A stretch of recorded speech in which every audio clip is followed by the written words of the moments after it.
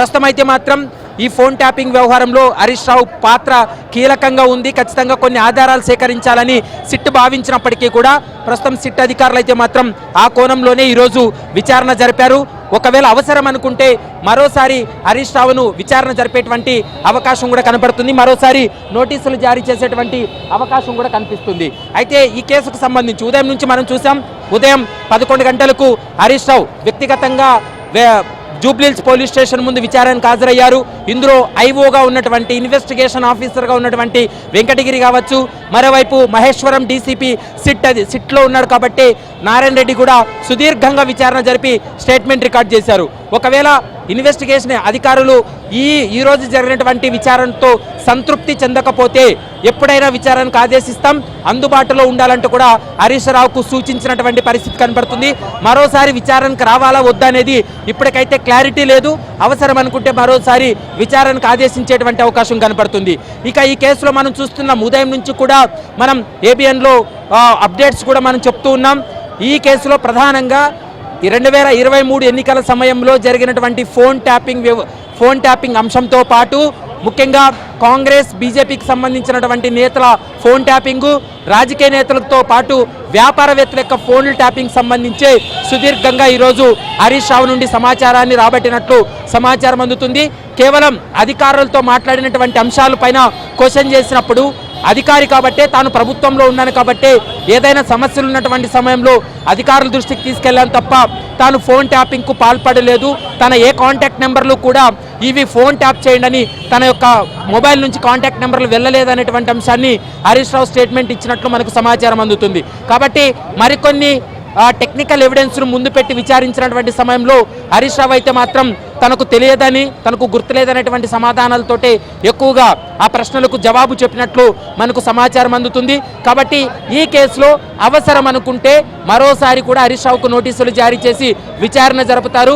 1-2 రోజుల్లో ఈ కేసులో మరికొంతమంది బీఆర్ఎస్ నేతలకు కావచ్చు, ఈ కేసులో మరికొంతమంది కీలక నేతలకు కూడా నోటీసులు జారీ చేసి వాళ్ళ స్టేట్మెంట్స్ను కూడా రికార్డ్ చేసే అవకాశం అయితే కనపడుతుంది.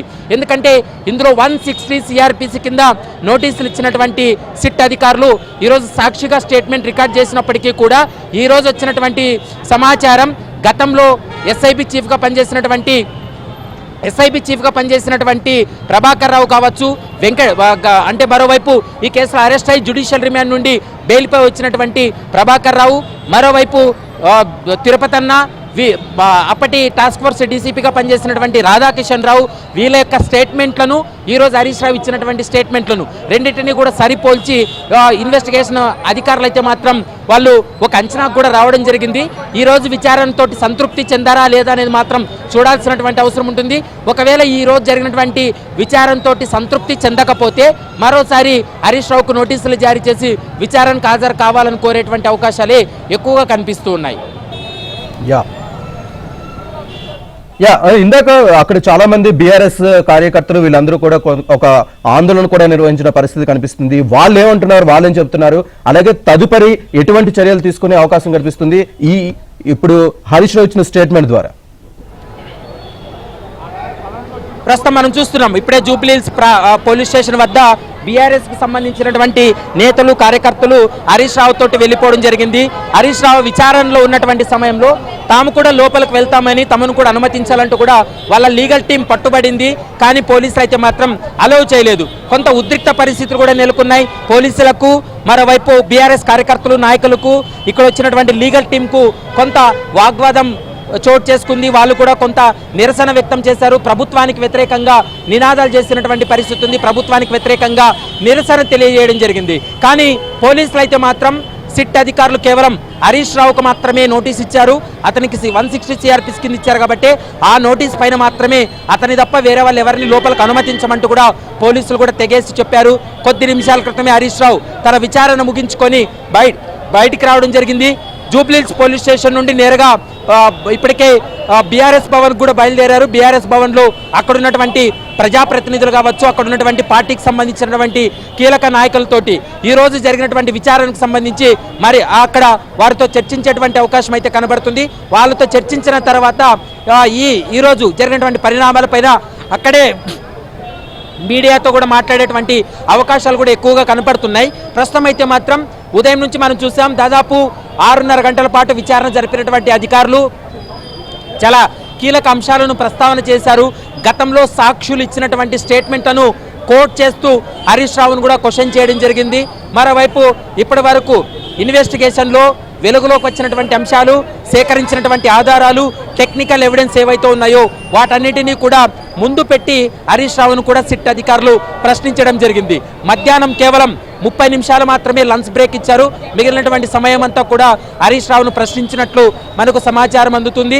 మరి కొద్దిసేపట్లోనే ఇక్కడైతే హరీష్ రావు మీడియాతో మాట్లాడడానికి ఇష్టపడలేదు. తను పొద్దున ఏవైతే డాక్యుమెంట్స్ తీసుకాడో అదే డాక్యుమెంట్స్ తోటే తిరిగి బయటికి రావడం జరిగింది.